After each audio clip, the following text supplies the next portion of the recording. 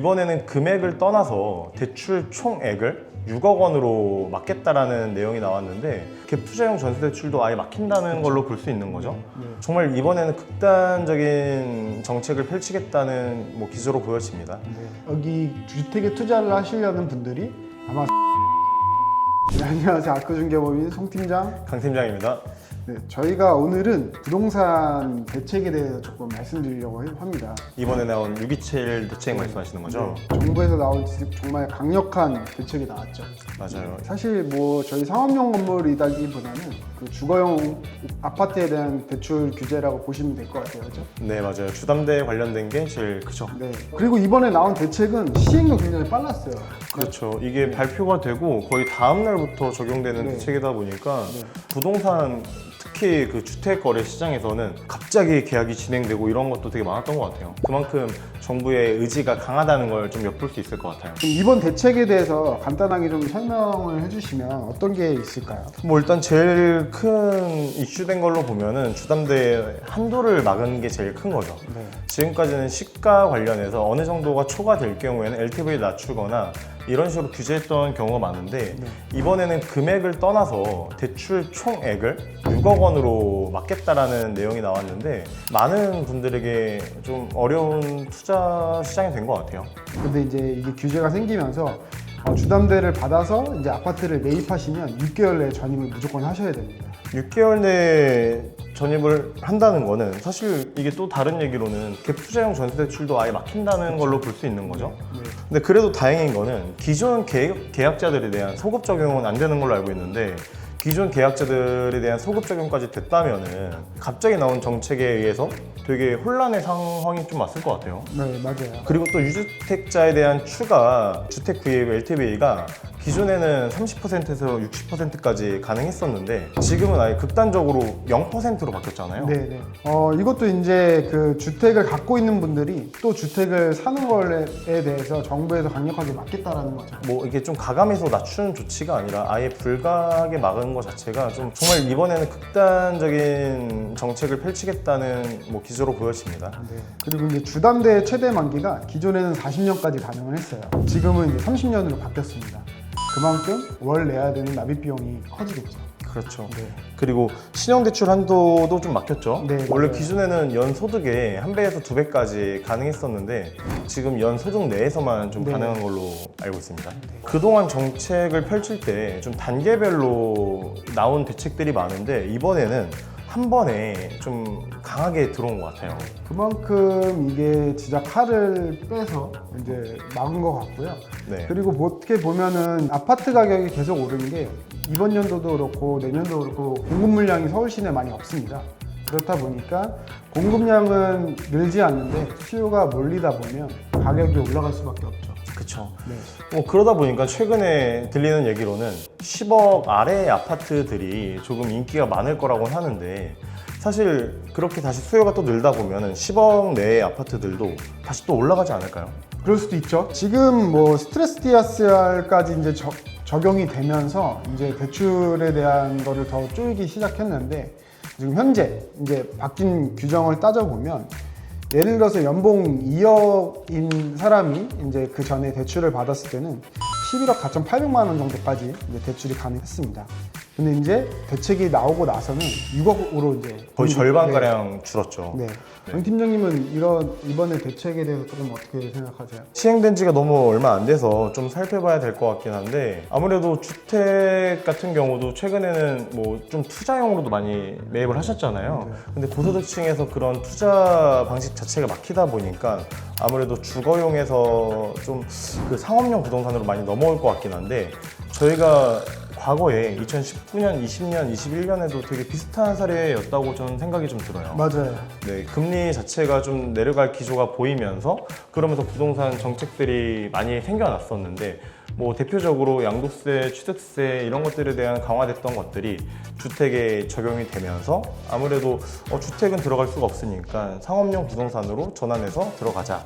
그래서 최근에 보면은 주식이나 상업용 부동산으로 많이 몰릴 것으로 보고 있습니다. 네, 이재명 대통령도 코스피를 5천까지 올리시겠다 이렇게 네, 말씀하셨는데 어떻게 보면 결국에는 이 주택에 투자를 하시려고 했던 분들이 그 돈이 어디론가는 투자처가 되겠죠. 맞아요. 뭐 주식이 됐던 코인이 됐던 아니면 상업용 부동산이 됐던 그렇게 좀 옮겨갈 것 같긴 해요. 저도 최근에 이제 주택 아파트를 하나 구입하려고 계속 이제 저는 사실 좀 알아본 지 좀 됐어요. 주말 지나고 오시면은 주말에 임장 다녔다고 되게 횡해서 오셨던 기억이 나는데 주말에 임장도 다니고 이제 뭐 위치를 정해서 아파트 투자를 하려고 좀 많이 돌아보러 다녔었는데 반겨주는 분위기는 아니었어요. 손님인데 반겨주질 않았어요.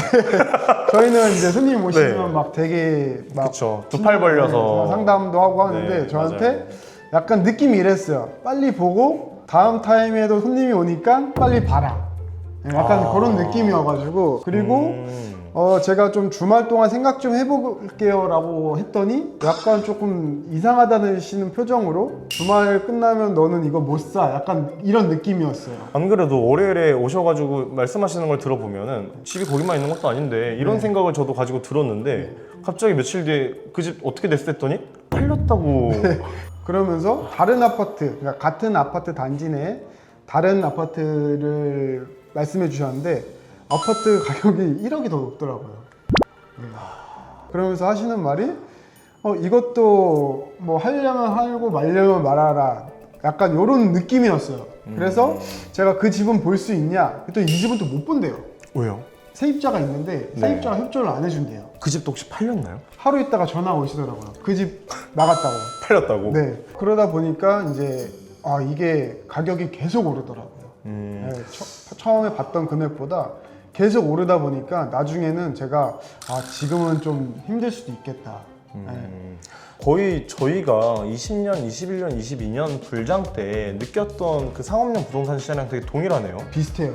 그때 이제 매도인 물건이 새롭게 나오면 손님들께 이제 보내드리고 그 다음에 빠르게 보셔야 된다라고 말씀을 드렸는데 그분이 임장일 가고 계신데 팔린 경우가 꽤 있었어요. 맞아요. 근데 아무래도 이 주택 시장이 상업용 부동산에 비해서 좀 선행 지표가 되잖아요. 맞아요. 뭐 물론 주식이나 코인도 같이 올라가겠지만 상업용 부동산 시장에도 적용이 될 거라고 판단은 하는데 팀장님 어떻게 보세요? 저도 동일해요. 저희 그 학개론 시간에 배웠죠. 학기론 시간. 대체제. 그쵸.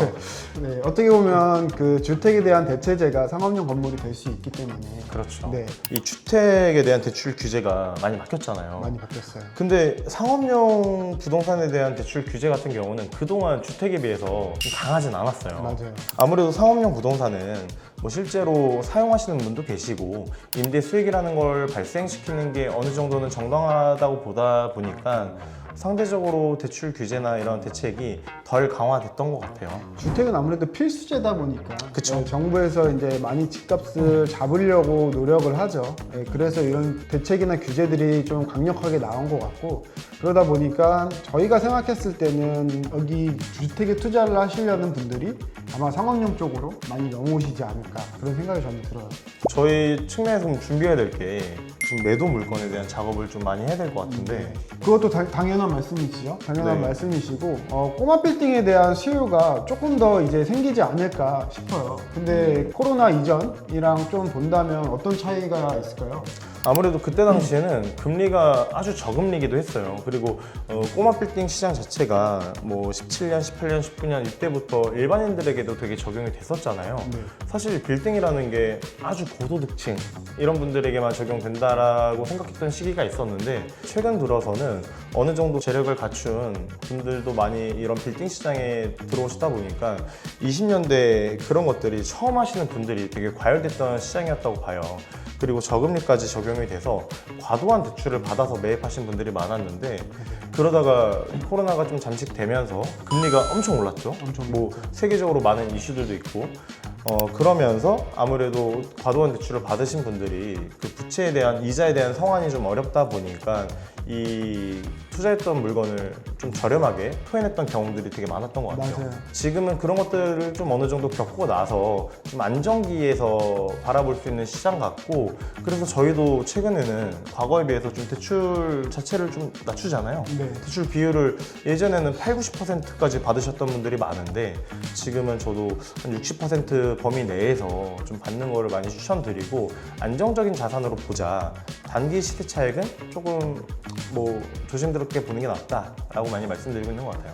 네, 그리고 요즘 이제 투자를 하시려는 매수자분들이 정말 학습이 많이 되셨어요. 맞아요. 그래서 예전에는 정보도 많고 많은 정보가 없다 보니까 뭐 싼 거를 그냥 사셨다면 요즘은 약간 트렌드가 저희가 뭐 매번 말씀드리지만 좋은 동네, 입지 좋은 곳에 매입을 하시려고 하는 것 같아요.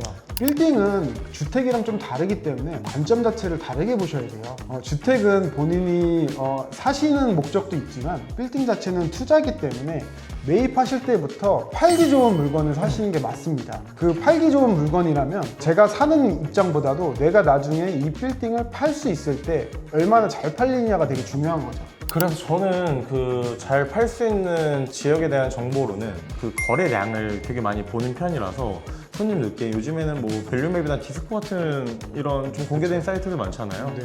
그래서 브리핑을 드리면서 이렇게 거래가 활발한 지역에 투입을 하셔야 되고 거래가 없는 저렴한 물건보다는 조금 비싸더라도 거래가 많은 곳에서 엑시트가 잘 나오는 지역을 가자라고 많이 말씀드리는 그게 것 정답인 같습니다. 것 같아요. 그러면 오늘은 저희가 이번에 나온 대책에 대해서 설명을 드렸고 대책이 또 나올 수도 있어요. 그렇죠? 그렇죠. 항상 대책은 뭐 단계별로 나오는 케이스가 많다 보니까. 네, 그러면은 다음에 또 대책이 나오거나 혹은 이 대책이 좀 변경이 되면 그 내용에 대해서 다시 한번 설명드리도록 하겠습니다. 다음에 저희가 다녀왔던 임장 영상이 또 하나 있는데 이 다음 영상으로 다시 인사드리도록 하겠습니다. 감사합니다. 감사합니다.